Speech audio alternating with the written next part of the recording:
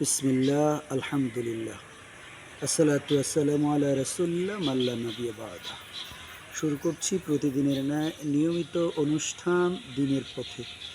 আজ আমরা আলোচনা করব, যেহেতু আমরা এখন হজের মৌসুমে উপস্থিত আছি। এটা হজের মৌসুম চলছে। হজ নিয়ে দুই চারটি কথা বলার ইচ্ছা রাখি, আল্লাহ তাআলা যদি তৌফিক দেয়। হজ মুসলমানদের জন্য একটি ফরজ ইবাদত। আমরা সাধারণত, বিশেষ করে বাংলাদেশের মানুষরা মনে করে ছেলে মেয়ে বিবাহ দিয়ে, তারপরে ছেলে বিদেশ থেকে টাকা পাঠালে, ঋণ ফিন দিয়ে যদি মনে চায় তাহলে হজ করবো, আর না হলে না। কিন্তু আল্লাহ তাআলা আমাদেরকে, যাদের সামর্থ্য রেখেছে, সামর্থ্যবান, তাদেরকে আমরা যে মনে করি ছেলে বিয়ে দিয়ে, মেয়ে বিয়ে দিয়ে, তারপরে ঋণ দিয়ে বিল্ডিংটা করে, ঢাকার বাড়িটা রেজিস্ট্রি করে আমরা হজ করতে যাব, এটা কিন্তু ভুল।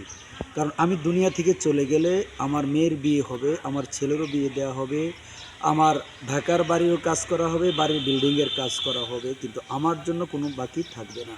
কিন্তু হজ ফরজ হওয়ার পরে যদি আমি হজ না করে দুনিয়া থেকে চলে যাই, তাহলে আল্লাহ তাআলার কাছে হজ তরফকারী হিসাবে আমাকে জবাবদিহিতা করতে হবে। এই ভুলটা আমাদের বাংলাদেশের মানুষের কবে ভাঙবে সেটা আমি জানি না। আল্লাহ তাআলা যদি আমাদের ভুলকে ভাঙিয়ে দেন। যে কথা বলছিলাম, হজ একটি নফল, মুস্তাহাব, সুন্নত, ওয়াজিব আমল নয়। আল্লাহ তাআলা যাদেরকে সামর্থ্য রেখেছেন তার উপর হলো একটি ফরজ ইবাদত। আর আল্লাহ তাআলা কাবাগরকে কেন্দ্র করে আমাদের হজের জন্য নির্দিষ্ট করেছেন।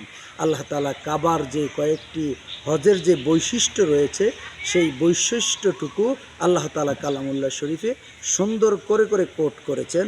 আমরা যদি এক নম্বরে বলি, ইন্না আউয়ালা বাইতিন, আল্লাহ তাআলা এই পৃথিবীতে সর্বপ্রথম যে ঘরটি নির্মাণ করেছেন, বানিয়েছেন, সেই ঘরটি হচ্ছে কাবাঘর।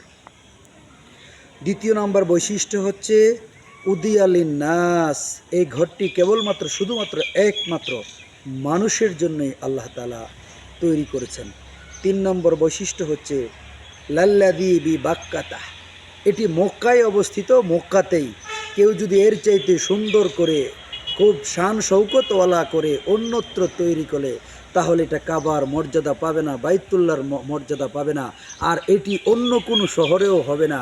এটি আল্লাহ তাআলা যেখানে পছন্দ করেছেন, বি বাক্কাতা, অর্থাৎ মক্কায়, বর্তমান মক্কার আগের নাম ছিল বাক্কা, এই বর্তমান মক্কায় যে ঘরটি আল্লাহ তাআলা রেখেছেন, এটি মক্কায় অবস্থিত হবে। আর এই ঘরটিকে কেন্দ্র করে বলা হয়েছে।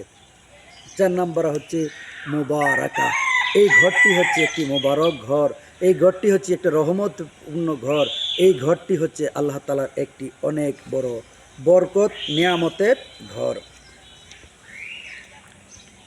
ও হুদাল লিল আলামিন, আল্লাহ তাআলা মুত্তাকিদের জন্য, মুমিনদের জন্য সারা পৃথিবীর একটা হেদায়েতের কেন্দ্র হিসাবে এই মক্কাকে আল্লাহ পছন্দ করেছেন।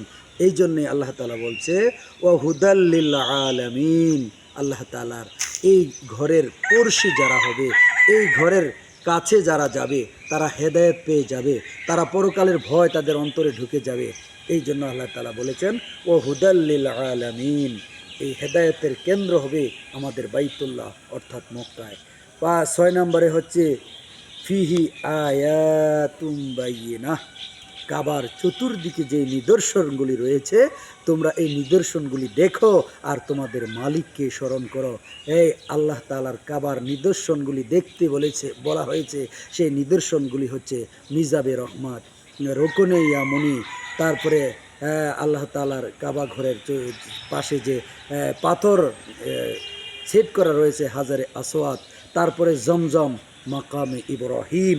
আল্লাহ তাআলা বলছেন, ও বন্ধু, আপনারা আসেন, আপনারা আয়সা দেখে যান মাকামে ইব্রাহিম।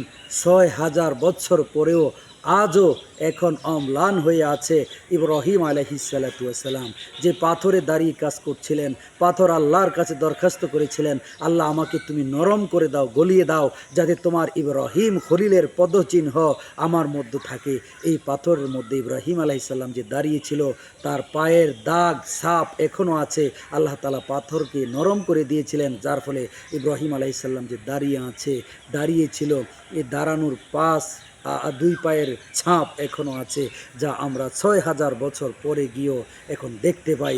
আমাদের জাতির পিতা মিল্লাতা আবিকুম ইব্রাহিম আলাইহিস সালাতু ওয়াস সালাম এই পাথরে দাঁড়িয়েছিলেন, পাথরে দাঁড়িয়ে কাবা নির্মাণ করেছিলেন। এই যে কাবার হাতিম, এটাও আল্লাহ তালার একটা নিদর্শন। সাফা মারোয়া, এটাও আল্লাহ তালার একটা নিদর্শন। আল্লাহ তালা অন্যত্র বলেছেন লি আশহাদু, আপনারা আসেন, দেখেন। যা আপনাদের অনুভূতি আপনাদেরকে বলে বোঝানো যাবে না। কিছু জিনিস এসে, কিছু নিদর্শন আছে, এসে দেখে যান। তাই আল্লাহ তাআলার আমাদের যাদেরকে তৌফিক দিয়েছেন, আমরা যেন কাবায় যেয়ে, মক্কার চত্বরে যেয়ে, বাইতুল্লাহর চত্বরে গিয়ে, রব্বে কাবার চত্বরে যেয়ে যেন আমরা আল্লাহর নিদর্শনগুলি দেখে আসি। আল্লাহ তো অন্যত্র বলেছেন লি আশহাদু, এসে কিছু নিদর্শন দেখে যান, আপনাদেরকে বলে বোঝানো যাবে না। তাই আল্লাহ তাআলা আমাদের যাদেরকে সামর্থ্য রেখেছেন আমরা যেন হজ করতে যাই। সব শেষে আল্লাহর নবীর একটা সতর্কবাণী আপনাদের যাদের মালদার রয়েছেন তাদেরকে শুনিয়ে আমি আজকের এখানে আলোচনা শেষ করব। নবী সাল্লাল্লাহু আলাইহি সাল্লাম বলছেন, যাদের সামর্থ্য থাকার পরেও বাইতুল্লাহ জিয়ারত করতে আসলো না, অর্থাৎ হজ করতে আসলো না, সেই আমার উম্মত, সে ইহুদি হয়ে মারা গেল না নাসারা হয়ে মারা গেল, আমার দেখার বিষয় না, আমার ভাববার বিষয় না। তাই আল্লাহ তাআলা আমাদের যাদেরকে সামর্থ্য দিয়েছেন আমরা যেন বাইতুল্লাহর মেহমান হয়ে এই পৃথিবী থেকে বিদায় নিতে পারি। তাওয়াফে বাইতুল্লাহ, জিয়ারতে রাসূলুল্লাহ সাল্লাল্লাহু আলাইহি ওয়াসাল্লাম যেন আমাদের নসিব করেন। আমিন সুম্মা আমিন। ওয়া আখিরি দাওয়ানা আনিল হামদুলিল্লাহি রাব্বিল আলামিন। ওয়াসসালামু আলাইকুম ওয়া রাহমাতুল্লাহি ওয়া বারাকাতুহু।